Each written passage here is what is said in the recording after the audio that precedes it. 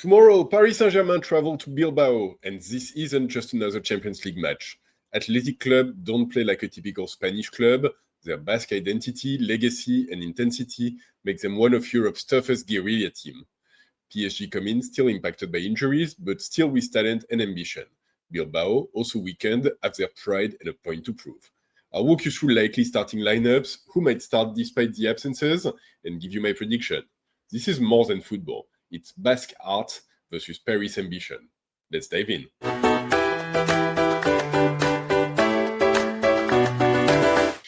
So, Athletic Club Bilbao versus PSG in the Champions League. This is our fifth game this sixth game this Champions League season. PSG right now sits second in the Champions League table. Athletic Club Bilbao is further down and having a pretty rough time at it so far. So, it's not quite a clash of extreme, but also like two teams who are definitely not running in the same leagues right now. And so, it's a game that should be, in a way, should be very much within PSG's grasp. And at the same time, there's a very unpredictable element to it, and very unique element to it, which gives it a very special flavor that personally I'm really here for. And so, let's start with that actually, because when we're talking about Athletic Club Bilbao, it's unique. There's really no two clubs in the world that are like this. The club stands for Basque culture. And, Basque country, which is this territory across the French and Spanish border on the Atlantic side, has a strong historic element to it, a very strong identity, a strong culture. And Athletic Club Bilbao really represents that. At the core, it is about Basque country and about Basque football more than anything. And the way it comes to life is that all of the players are either born in Basque country or went through youth academy in Basque country. No exceptions, no if, no what. And so it gives a very, very unique squad of players, but who, year after year, manage to keep on being successful, despite, just not playing the same game as the rest of world football. And for the fans as well, if you talk about Athletic Club Bilbao, it is the club of the region. It is the team that everyone in this area supports. Them, along with Real Sociedad, is a little bit of the tug of war of Basque country. But you go into San Mamés, which is their stadium, and it's the cathedral of football in Basque country. And so this is going to give us a very, very unique matchup, and one that we don't see every year. Personally, I'm super excited for it as well. I actually have roots and I've got family living in Basque country. And so this was a game, as soon as I saw the draw, I kind of marked this one on my calendar. I'm super down for it. And I think, it's going to be a really interesting one. I'm really looking forward to it. And at the same time, Athletic Club Bilbao, quite candidly, they're not having their best season. They did really well last year to qualify in the Champions League, and they managed to hold on to a lot of their talent. But they're really not performing at the same level this year. They've been struggling with a lot of injuries. They've been struggling with players who are out of form, who aren't performing as much. And typically, it's a team that wins football game with the heart, by being very physical, by being high intensity all the way. And they haven't been able to deliver that so far this season. To give you a sense, last week, not last weekend, but a week ago, they were playing at home against Real Madrid, the Real Madrid that's, one step away from firing their coach, and they still managed to lose 3-0 to that Real Madrid. The last game they played this weekend, also at home against Atletico Madrid, they managed to win this 1-0 in what was considered the best game of their season so far, and the first time they managed to win against one of the big teams. And yet, like that Atletico Madrid teams, they had a lot of rotated players. They didn't really do well, and obviously, like Atletico Madrid, it's not the most flamboyant of football as well. And I think in the Champions League, it really shows as well. So far, like they're on the 27th spot after 5 games. They only picked up 4 points. So they've got I think like 1 win and 1 draw. And so yeah, like it's a team that's been struggling with form. That hasn't lived up to where they were last season.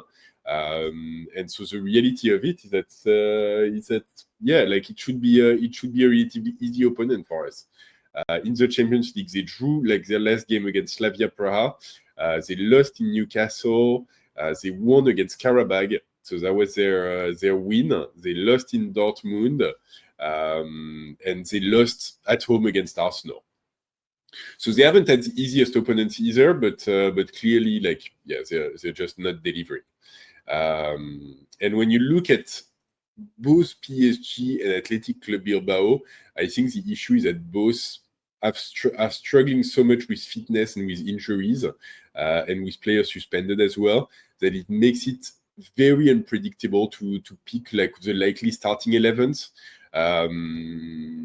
And so it makes it a little bit hard to really like evaluate what the matchup is going to be. So on the PSG side, we've got uncertainty for basically every position. We've got uncertainty in goal because it looks like Chevalier might not be back for this one. We've got uncertainty in defense because our fullback are likely still going to be out. Nuno Mendes is a question mark, but Hakimi is definitely out. Hernandez is suspended as well, so he's out. And we don't know if Beraldo and Zabarni are actually going to be back in fitness. And then up front, Dembele was out with the flu this weekend, but he might be back within the squad. And Doué was back in training. We don't know if he's going to be back in the squad as well. So a lot of uncertainty. On the other side, like on the Basque side, they literally like four of their central defenders are out. So like they're going to be missing Alvarez, who was suspended for doping in September, on like crazy story actually. He took like some of his wife's medicine, and they included a molecule that he wasn't supposed to take, and so he got suspended for doping on that account. Emeric Laporte, who's ex-Man City and French defender, got injured against Atletico Madrid, so he's going to be out. And then Aitor Paredes is suspended for too many yellow cards. And then on top of that, the other central defender, Eguiluz, has been injured for a while. They're also missing a midfielder. They're missing their main striker, and there's question marks around Iñaki Williams, who might be back after I think like 9 weeks injury, but definitely not going to start in that context.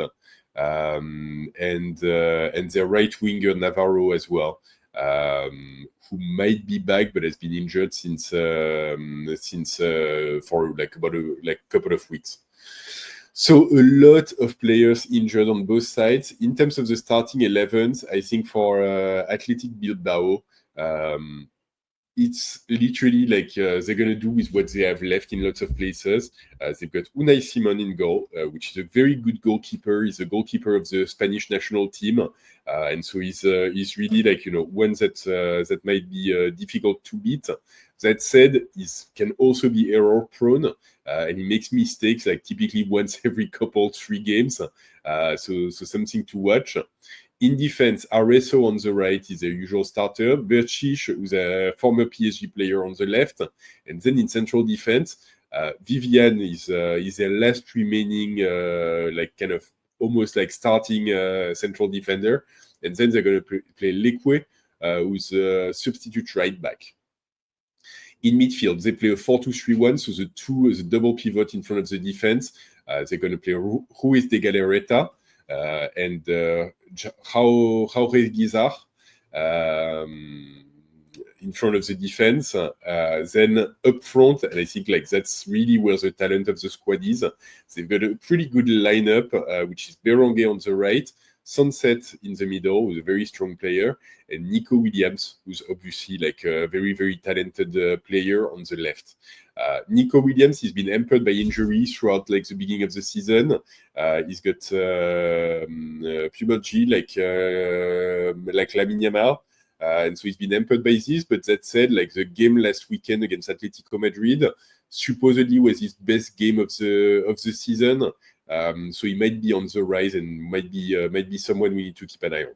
Well, definitely someone we need to keep an eye on, but he might actually be performing again at a decent level. And then finally, their striker is going to be Guruzeta. Now, for PSG, this is where, honestly, like, there's 12 different question marks, to be honest. I think in goal, it sounds like we're going to play Safonov again because Chevalier doesn't look fully fit. So Safonov in goal means Zaire Emery on the right, Marquinhos and Pacho in the middle, and then for the left full-back position, a lot of uncertainty. Because Nuno Mendes might be back for this game, but I'm not entirely sure whether we're going to want to risk him. Beraldo was injured last weekend, was sick, and like unsure whether he's going to be fit for this game or not. And so, like Hernandez being suspended, it means that if we have to go further down the list, either we move Pacho to the left, but then we've got a gap in central defense. We move Zaire Emery to the left, but then we have a gap on the right. Or I think, like, my personal hypothesis would be that we push Fabian Ruiz back to the left full-back position and just like leave his spot in midfield for someone else. My rationale for this is that Fabian Ruiz often covers for Nuno Mendes when Nuno Mendes goes up the pitch. So de facto, he falls back into this full-back position fairly often during the game. He's left-footed, he's very strong tactically, he's good defensively. He's also Spanish, so he knows the players that he's going to face and the atmosphere of San Mamés. And so I think, ultimately, that might be the one that makes the most sense to me. But that's just me. It could be Joao Neves as well. It could be Mayulu. Really big question mark around this position. In midfield, technically, like the three usual starters are available. So Neves, Vitinha, and Ruiz. If we play Ruiz at left back, I think we probably play Mayulu at his place.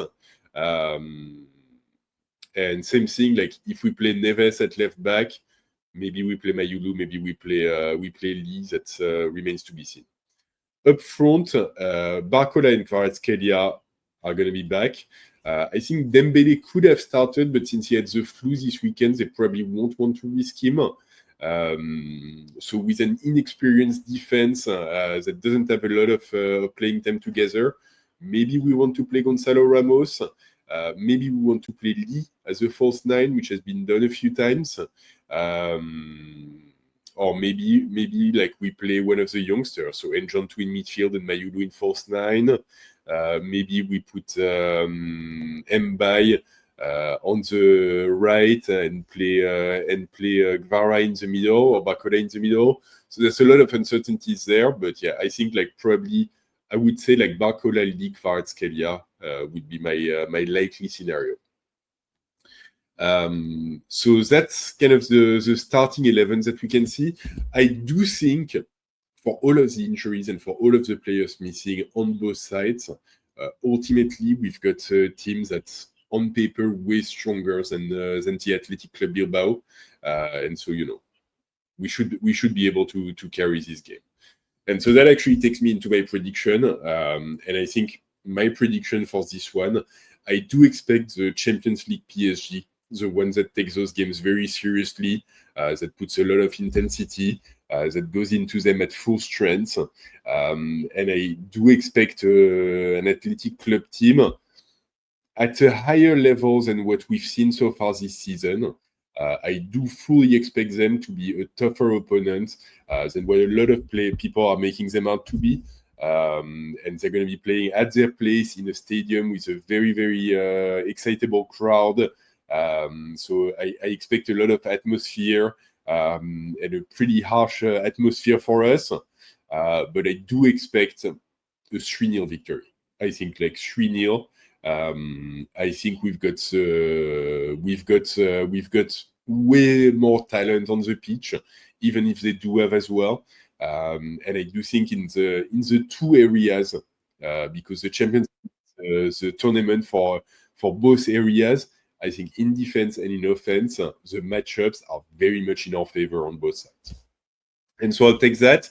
I think we just have to be careful with their wingers, with Nico Williams on one side and Berenguer on the other. I think their line of offensive midfielders, their line of three is very, very strong.